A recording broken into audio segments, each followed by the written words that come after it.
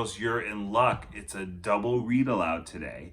So I'll read the first book, pause, let you have a break, get your snack, blah, blah, blah. Then I'll read the second book. Okay, the first book is our last book of the series, and this one is Rosie Revere, Engineer. Okay, remember we have an architect, we had a president, so this is an engineer. This is the story of Rosie Revere, who dreamed of becoming a great engineer. In Lilla Greer's classroom of Blue River Creek, young Rosie sat shyly, not daring to speak. Oh, she's back. That teacher's back.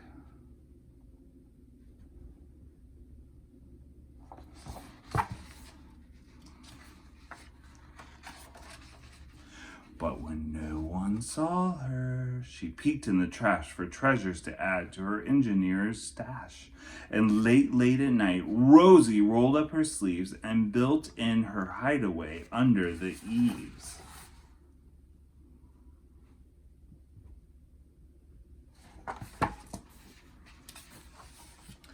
Alone in her attic, the moon high above, dear Rosie made gadgets and gizmos she loved. And when she grew sleepy, she hid her machines far under the bed where they'd never be seen.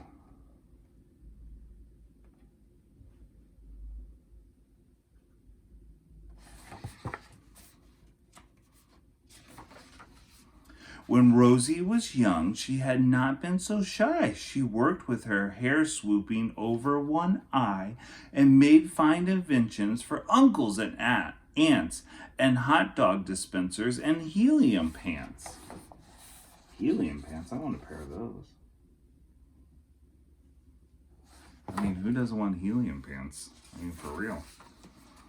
The uncle she loved most was zookeeper Fred. She made him a hat to keep snakes off his head. From parts of a fan and some cheddar cheese spray, which everyone knows keeps the pythons away.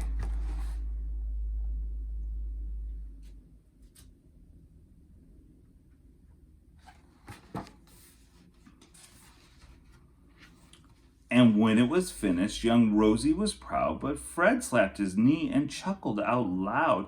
He laughed till he wheezed and his eyes filled with tears, all to the horror of Rosie Revere, who stood there embarrassed, perplexed, and dismayed. She looked at the cheese hat and then looked away. "I love it," Fred hooted. "Oh, truly I do." But Rosie Revere knew that could not be true. She stuck the cheese hat on the back of her shelf, and after that day, kept her dream to herself.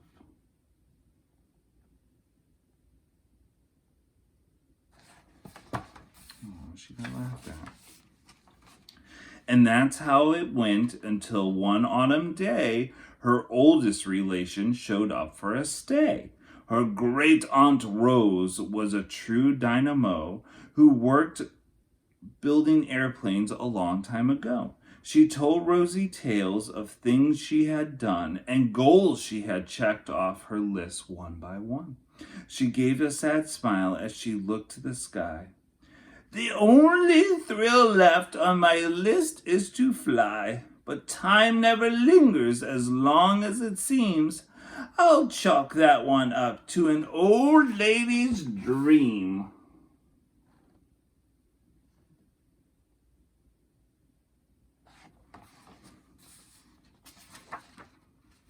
That night, as Rosie lay wide-eyed in bed, a daring idea crept in her head. Could she build a gizmo to help her aunt fly? She looked at the cheese hat and said, "No, not I." But questions are tricky, and some hold on tight, and this one kept Rosie awake through the night. And so when dawn approached and red streaks lit the sky, young Rosie knew just how to make her aunt fly.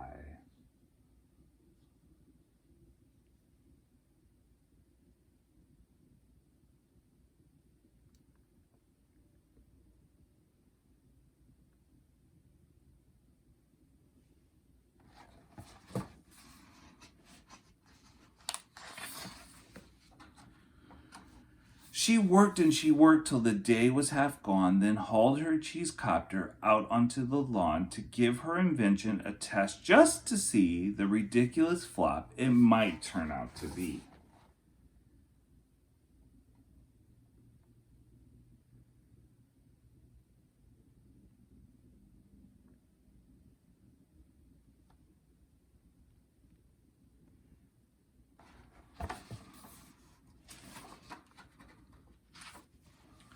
Strapped into the cockpit, she flipped on the switch. The Hello Cheese Copter sputtered and twitched, floated a moment and whirled round and round, then froze a heartbeat and crashed to the ground.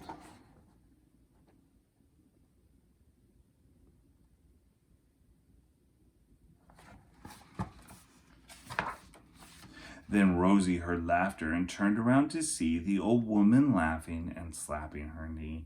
She laughed till she wheezed and her eyes filled with tears, all to the horror of Rosie Revere, who thought, "Oh no, never, not even again will I try to build something to sputter or spin, or build with a lever or switch or a gear, and never will I be a great engineer."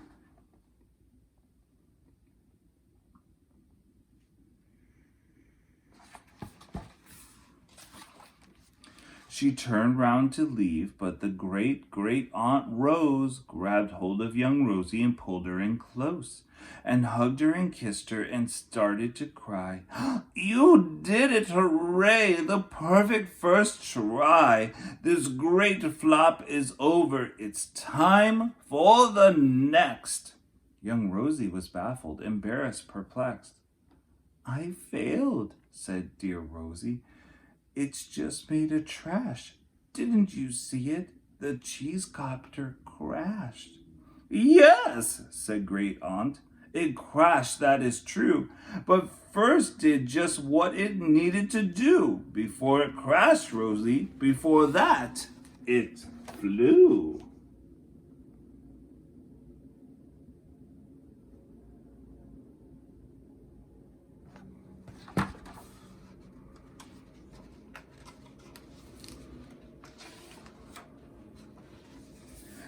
"Your brilliant first flop was a raging success. Come on, let's get busy and on to the next." She handed a notebook to Rosie Revere, who smiled at her aunt as it all became clear.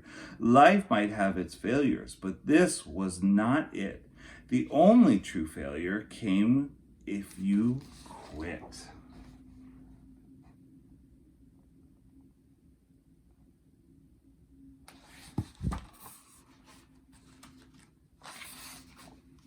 They worked till the sun sneaked away to its bed. Aunt Rosie tied her scarf around Rosie's head and sent her to sleep while a smile ear to ear to dream the bold dreams of a great engineer.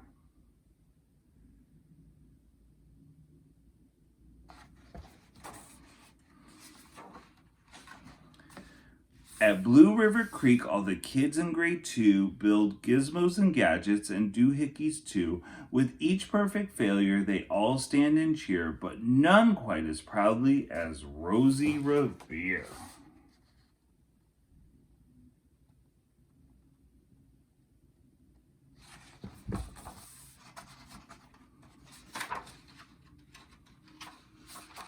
The end. All right, take that break, and I'll see you in a minute. All right, welcome back. Did you have a good break? Did you get a snack? Did you pet the dog? Did you pet the cat? Did you say hi to mom and dad? What'd you do? Did you have a good break? Okay, good. So, with tomorrow being the last day of school, it's your last day of kindergarten. So I thought it would be fun to read this book called Kindergarten Graduation.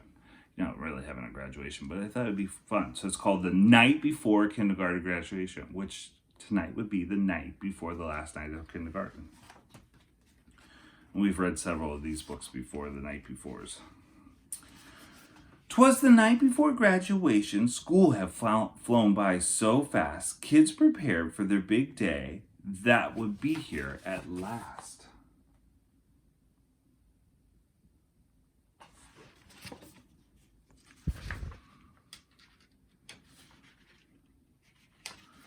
Oodles of art projects were displayed on the wall. The very first ones had been made back in the fall.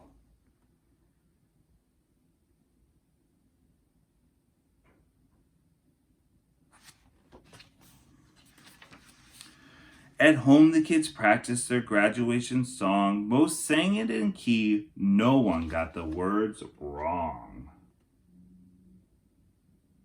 So it's kind of like our assembly we're having tomorrow at 9. Some went over their steps for tomorrow's cool dance. Sam slid across the floor and split his pants. Kate got her hair trimmed. Her bangs were now straight.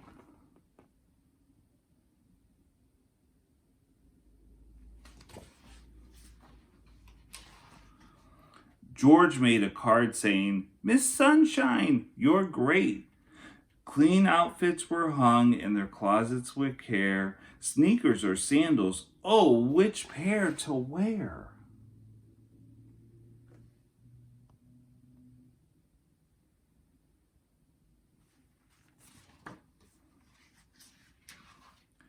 Kids flipped and they flopped about in their beds while visions of kindergartens danced in their heads. So think about all the fun memories you have of kindergarten.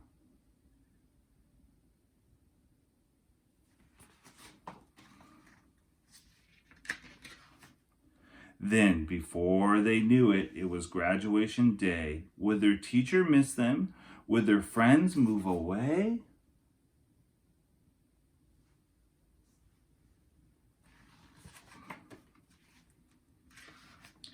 Parents dropped off their kids. "We'll see you in a while." Miss Sunshine greeted her class with a slightly sad smile. Oh, I'm going to be sad. I'm going to miss you guys. But we won't be far. "Are you ready?" she asked. The kids shouted, "Let's go!" So they put on their caps for their graduation show.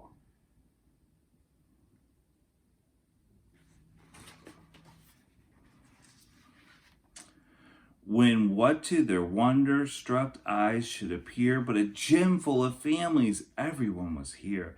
The stage, how festive, the lights so bright, some kids started getting a touch of stage fright.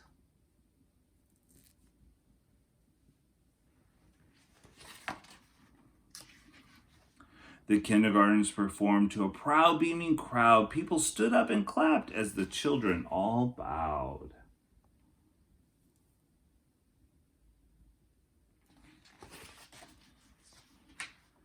The ceremony wrapped up with a favorite song. Parents knew it too, so they all sang along.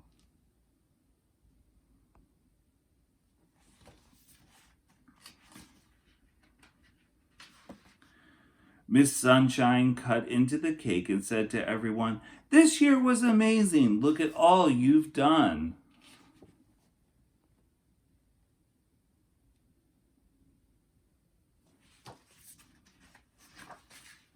The kids were excited for summer, but sad saying goodbye. Miss Sunshine wished them well. Was a tear in her eye?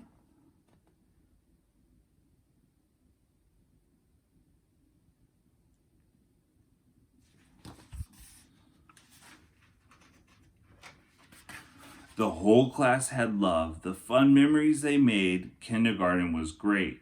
Now it's on to first grade. That'll be you guys soon. Bye.